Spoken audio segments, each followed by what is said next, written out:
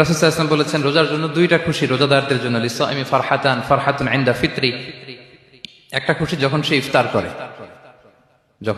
করে, এটা একটা আনন্দ, আসলে কিন্তু অনেক আনন্দ। পৃথিবীর কোন খাবার দাবারের সাথে ইফতারের তুলনা হয় না।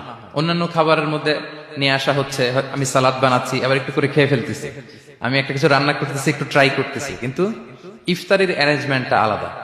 কেউ ট্রাই করতে পারতেছে না, শুধু আনা হচ্ছে, টেবিলে সাজানো হচ্ছে, রাখা হচ্ছে, দোয়া হচ্ছে, বারবার ঘড়ির দিকে তাকানো হচ্ছে কখন সেই মুহূর্তটা আসবে।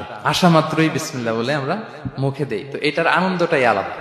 এবং রোজা শেষে প্রথম যে খাবারটা আমাদের মুখে লাগে, এটার যে স্বাদ পৃথিবীর অন্য কোনো খাবারের ওই স্বাদ হয় না। অন্য সময় তো আমরা খেজুর খাই, কিন্তু ইফতারের সময় প্রথম যে খেজুরটা আমরা খাই, এটার একটা অন্যরকম তৃপ্তি না? তার মানে জান্নাতের একটা আবহ এখানে, জান্নাতেও এরকম একই রকম খাবার দেওয়া হবে, কিন্তু তৃপ্তি স্বাদ আলাদা। উতুবিহি মুতাশাবিহা।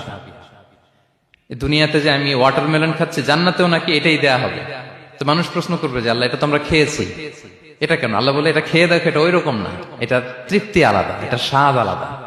তাহলে এটা একটা আমাদের আনন্দ ইফতারের সময়। আর একটা ফারহাতুন ইনদা লিকাই রাব্বি, যখন আমরা আমাদের রবের সাথে সাক্ষাৎ করব, সেটা অনেক বড় আনন্দের হবে।